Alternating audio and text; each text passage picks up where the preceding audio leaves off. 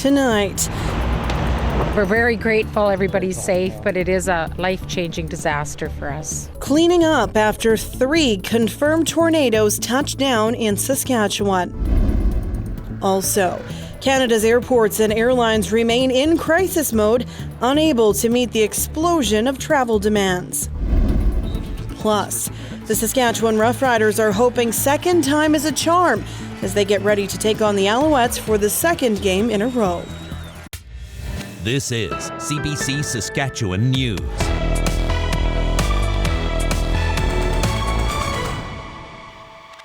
A powerful image of the turbulent sky over Foam Lake from Trisha Chris Jansen.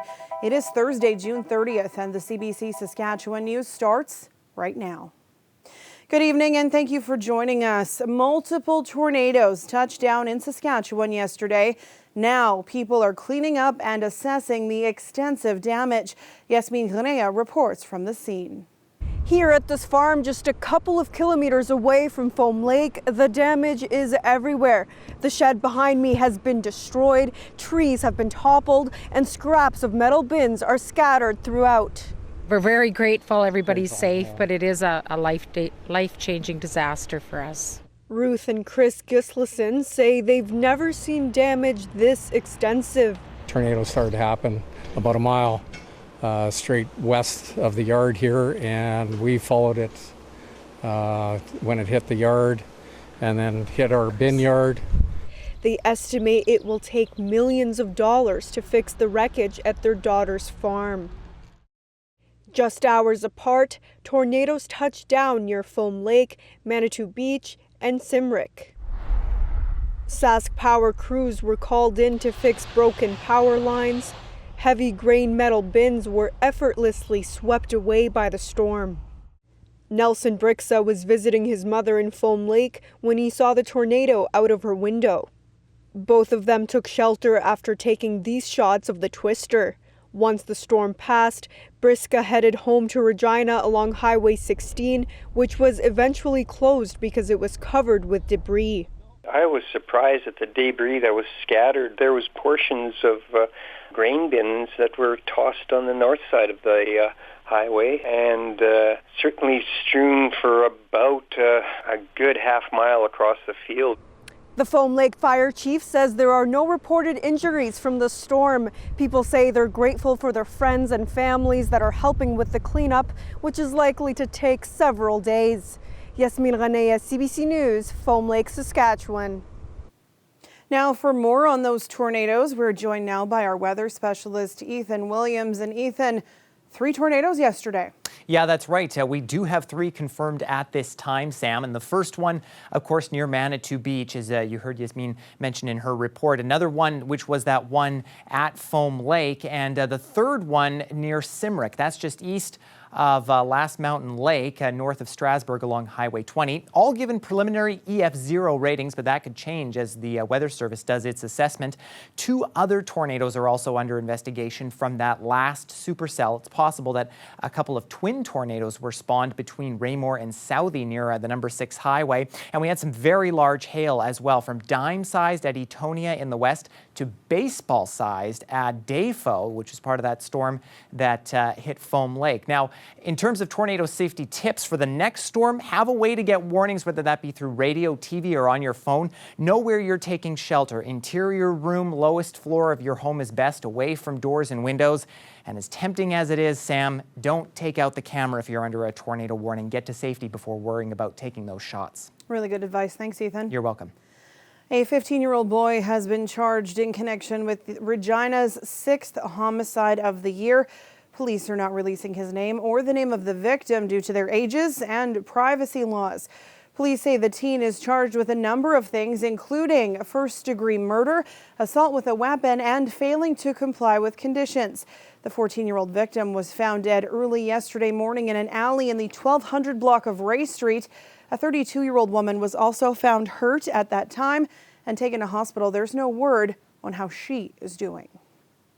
Saskatchewan's Finance Minister Donna Harpower released the year-end financial report for 2021-2022 today. It shows the deficit shrunk by $1.14 billion from initial projections. Last year's forecast was $2.6 billion deficit, the largest total in the provincial history. Harpower says the deficit was able to shrink due to higher than anticipated revenue from oil and gas and higher tax revenue. All levels of taxation were far above what we had anticipated, not above pre-pandemic levels. But the fact that they were so strong is a direct indicator that our economy recovered deeper and faster than we had anticipated, which is very positive for Saskatchewan. The opposition says the government needs to provide relief to Saskatchewan people for the increases in the cost of living due to inflation. Harpower says the government is considering measures, but says that won't happen until the first quarter financial update in August. Harpower says the government does not want to spend money it does not have. Yesterday, there was a city council meeting to remember at Regina City Hall. But the biggest event was something that happened out of view of the cameras. Alexander Kwan has more. Regina City Council spent hours last night discussing whether it would require new residential buildings, including single-family homes, to come with automatic sprinklers. While Council ultimately decided against the sweeping change, a larger topic may have actually come when very few people were paying attention. Regina's mayor issued an apology for comments made by Councillor Tarina Shaw earlier this month. I heard this once by an Indigenous person. During a meeting on homelessness, Shaw asked if it was true that some Indigenous people don't want homes. The comment drew harsh criticism from Indigenous organizations, including the Federation of Sovereign Indigenous Nations. The FSIN says Shaw appears to have misunderstood a conversation she had with a member of the Regina Treaty Status Indian Services. The mayor spoke with CBC's Morning Edition on Thursday to explain. We'll continue forward. I did apologize on the floor of council on behalf of council just for any harm done. I think it's important that, again, when non-Indigenous people go to speak about Indigenous issues, that we have sensitivity and understand that our words can have impact. The mayor's actual apology was not recorded by the live stream of council last night, but CBC News was able to obtain a transcript. The apology was made on behalf of council and stressed that the council is committed to being respectful and culturally aware. It's not clear if the Indigenous organizations that were calling for a dialogue over Shaw's comments were made aware of the apology. Shaw did not respond to a request for comment. Alexander Kwan, CBC News, Regina. COVID-19 cases are on the rise again in some regions of the country. Many of the cases involve newer variants of the virus, and that has federal health officials encouraging everyone to make sure their vaccinations are up to date. The immunity conferred by a primary series of 2 doses of vaccines administered in 2021 has now waned. While you might have gotten infected, risk is high you could get reinfected with all the downfall, including the risk of developing symptoms of long COVID. As health experts and physicians will tell you, it's critical that you go and get the shot that's waiting for you. The health minister also explained that being up to date means having received your last COVID booster shot within the last 9 months. Canada's airports and airlines have been in crisis mode for weeks, unable to meet the explosion in travel demand that now that COVID restrictions are easing. This long weekend is expected to be one of the busiest so far this year, making a chaotic situation even worse. Nisha Patel has more. It's shaping up to be the summer of discontent for air travelers. This is the absolute worst experience anywhere on the planet that I've been. There just hasn't been a level of preparedness. If you have to find your connection or get rebooked for another flight, there's nothing to help anybody. At major airports across the country, travelers report long lineups, canceled flights, and luggage that's been lost for days. Try to talk to staff. No one has any answers. I talk to one person, I get sent to another. That person will send me to another. It's just a complete mess. Ali Padani and his parents were trying to get to Dallas for a family wedding. 2 hours before takeoff, their flight was canceled. Now they've lost money, but also memories. My family and I, we've been awake for over 24 hours. At this point, we should have just drove to Dallas instead of taking the flight.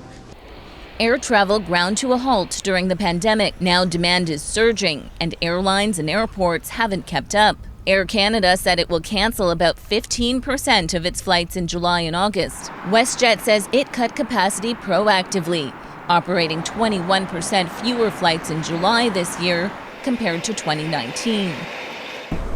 Lost luggage and canceled flights have been a big problem here in Canada, but also at airports around the world. Many American airlines are cutting flights and canceling change fees amid the disruptions, and strikes and staff shortages have caused major issues at many European airports. But travel experts warn that for canceled flights, travelers should be compensated. The airline is absolutely obliged to pay for any accommodation, any incidentals, and compensation for being late. Experts say it will take time for air travel to normalize. So when it comes to taking a trip this summer, hope for the best, prepare for the worst. Nisha Patel, CBC News, Toronto. The Saskatchewan Roughriders are hoping a week makes a big difference as they prepare to face the Montreal Alouettes for the second time in 10 days.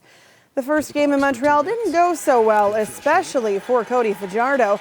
The Riders gave up 8 quarterback sacks that night, easily the worst performance by a Riders O-line in a number of years. The team only had one full practice to get ready for that game, and they were going with rookie Logan Bandy at center for an injured Dan Clark. They expect chemistry and communication to be better for the rematch. Oh yeah, there's zero blame on Bandy at all. I mean, he played well, but yeah, definitely changing guys in and out of the offensive line. You know, we say it all the time. O-line's about cohesion, about knowing what the guy beside you is doing, making sure everyone knows their job. So, you know, once you start subbing guys in and out, you lose half a step on it just because you're trying to make sure that everyone's on the same page. It matters, you know, it matters playing together. There's an old saying, 5 is 1 for the O-line. And it's not necessarily about having the best O-lineman, it's about having the best 5 that play together. So you only get that through reps. So it is a little concerning having to make a change if we do. Right tackle Taron Vaughn has been limited in practice this week, but they expect him to play Saturday. Game time at the stadium, 5 o'clock. At the Montreal.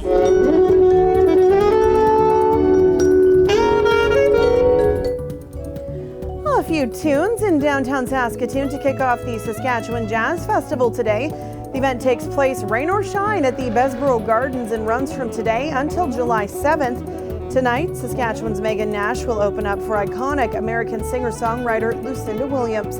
You can find the full schedule and ticket information at saskjazz.com. We'll be back after the break. This weather update is brought to you by Capital GMC Buick Cadillac. The exclusive export event is back.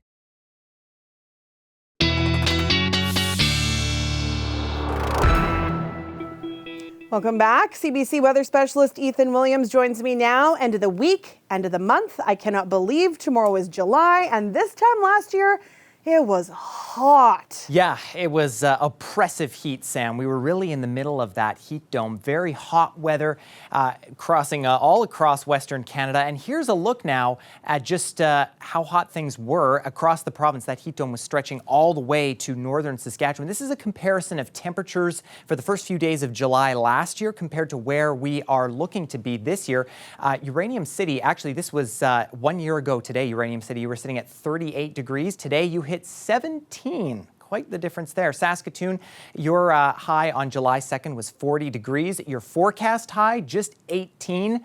And Regina, we're not quite as drastic as those other two locations, but we are certainly sitting much more comfortably this year. And it's also the anniversary of quite an extensive event that happened in Regina. We've been talking about all these tornadoes that have happened over the past day or so now. And this is the damage left behind by the 1912 Regina cyclone. The anniversary is today, 110 years ago. It was rated an F4 tornado. Wind velocities were close to 400 kilometers an hour. Today, that would make it an EF5 tornado. Still the deadliest Canadian tornado in history. 28 dead, 300 people injured in that storm, and a very costly one as well. $4.5 million in damage back then. Today, of course, that would be quite a bit of damage. But thankfully, no tornadoes on radar as we look across the province right now. West central part of the province just seeing some benign cells at this point. And same with the southeastern part of the province. Those are starting to move off into the States and into Manitoba as well. Now, we should get clearing conditions for most of us tonight, especially along the south part of the province. Tomorrow, we will watch some showers build in, possibly some thunderstorms in south and central. The western half of the province likely going to see the best chance of that. They do intensify as we go overnight Saturday into Sunday with some rain between Regina and Saskatoon. We get to Saturday, there is the chance that we could see storms again. They could be severe in nature. We'll have to keep an eye on that, especially tomorrow, to see where things develop. But this is the threat for tomorrow. And again, non-severe storms if we do get any likely. But that risk does include Regina, Saskatoon, and down to Swift Current as well. Wind gusts will be light, though. They'll die off as we go through the night. We've had a couple of breezy days here, and tomorrow they'll actually be very nice by the time we get to mid-afternoon, gusting only to close to maybe 20, 25 kilometers an hour. And same thing on Saturday, too. And it looks like as we go into Sunday, they are going to stay down, so they should be that way for the entire weekend. Regina, your next 7 days for Canada Day tomorrow, we're looking at a nice mix of sun and clouds. Again, risk of a thunderstorm in there. And then Saturday is when we see the risk build in again. Sunday looks like we do get some clearing. Warm up but cloudy conditions going into next week. Saskatoon, again, a risk of storms for you as well. 23 degrees tomorrow with that 40% chance. Cool day on Saturday, but still we'll get close to 20 degrees. And then same thing, we get the warm up and maybe some storms heading into Tuesday and Wednesday. And the good news is, Sam, it looks like the fire risk is staying pretty good. So if you plan on having some fireworks or maybe a fire, it should be not too bad for that too. I am going camping, so if you could just kind of push the rain off a little. I think I see a job in my future, personalized weather forecaster for camping trips. Appreciate you. Thanks, Ethan. All aboard. The Saskatoon Forestry Farm Park and Zoo is bringing back guided train tours with the addition of a new electric trackless train, the Kinsman Express 2. It's equipped with a ramp and a wheelchair-accessible car, and it's free to ride with your zoo admission. Tours run daily from May until Labor Day and are continuous from 10 a.m. to 4 p.m. with some extended hours in the summer. We'll be back after the break.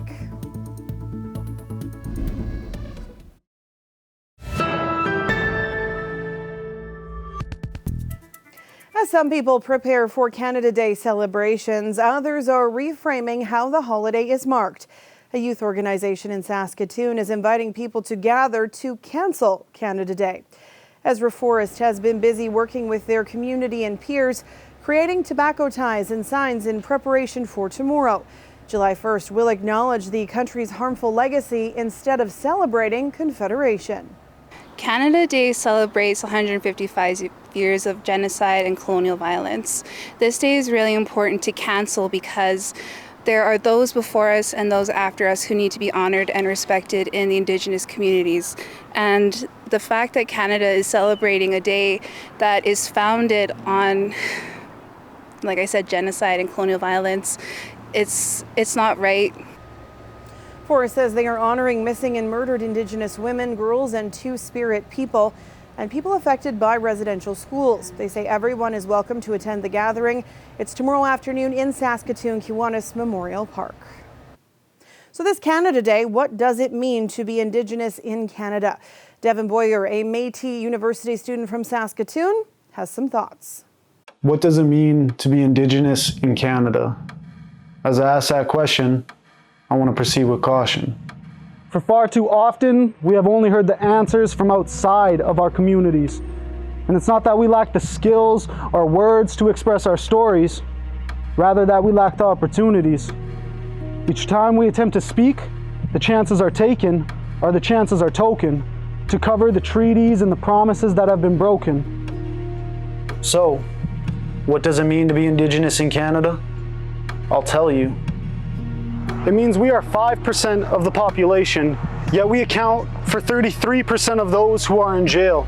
As we say it's caused by a racist system, they say it's our fault, and they blame the victims of the poverty and addictions they caused. It means that Indigenous children make up roughly 8% of the youth population, yet they account for more than half of those that are in child welfare, as they are separated from parents who have been confined and educated in a colonial system to be anything but Indigenous.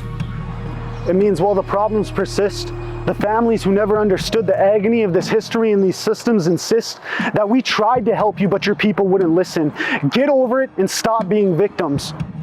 What they don't understand is how the final school closed the year I was born. And they don't understand how these burdens are passed on just as their wealth is. It means that despite the wealth of this nation, nearly 1/4 of Indigenous adults and nearly half of Indigenous children live in poverty. Because just as wealth and poverty pass on, so do the policies. They took the term of residential schools and changed it to child welfare, but they kept all the same qualities, and now our babies are taken in numbers far higher than the peaks of residential schools, because all our bodies and babies have ever been to them are commodities.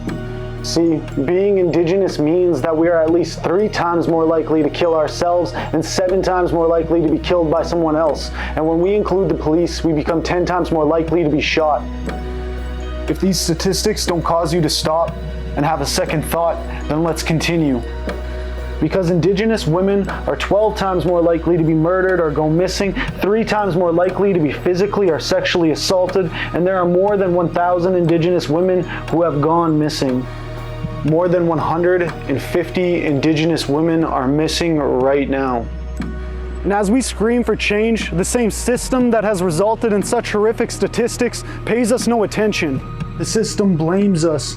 They say it's because of the family disputes, the gangs, the drugs. They spew lines about new policies and projects for prevention, and yet whenever we mention the stories that contradict them, stories about Helen Betty Osborne, Tina Fontaine, Neil Stonechild, Colton Boushie, they perform a new inquiry and pat their backs. They tell us there's no real issues and they cover their tracks. We told you long before it made the news that there was bodies under those schools, but no one would listen. They called them a place for education, but we called them a prison.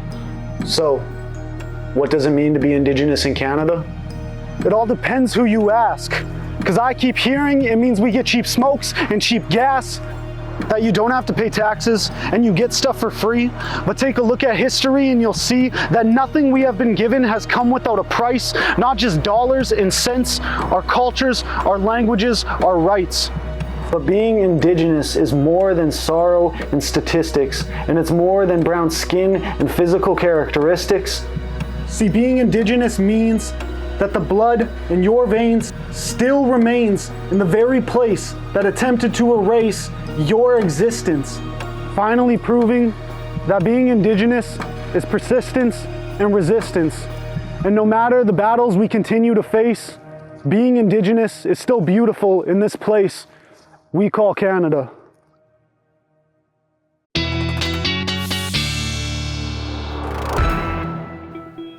And regardless of how you are going to mark the holiday tomorrow, it's a day a lot of people will spend outside.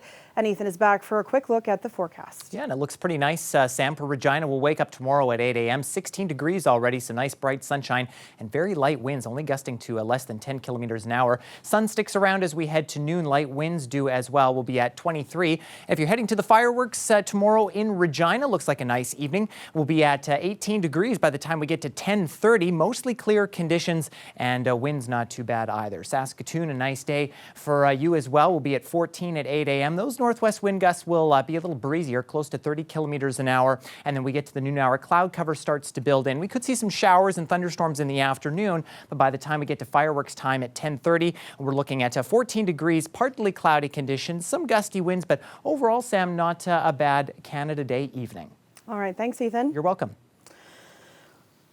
And that is it for us tonight. For news anytime, you can head to our website or you can subscribe to the CBC Saskatchewan YouTube channel. Glenn, Reed, and Ethan will be back with more local news and weather tonight at 11. Thank you for watching and have a great long weekend.